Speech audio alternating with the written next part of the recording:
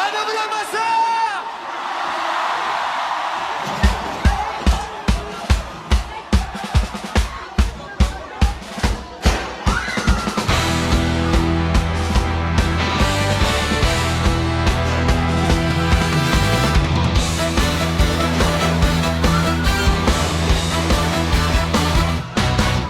Nagkagulo na sa Senado.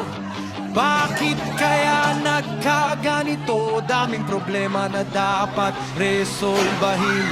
Problema sa krisis, yan ay dapat tulungan ng gobyerno. Hindi yung dagdagan ang problema. Ay nako, ang gulo na sa gobyerno. Mga Pilipino, bagong Pilipino, daming Pilipino, halos wala nang makain. Unay ng taong bayan. Unay ng taong bayan. Para maayos ang kanilang pagkabuhayan. Para maayos ang kanilang pagkabuhayan.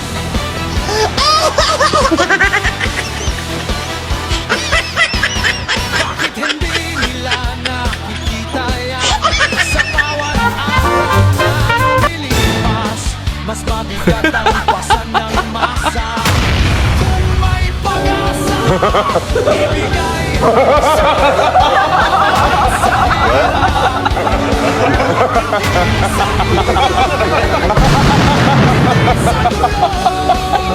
hirap.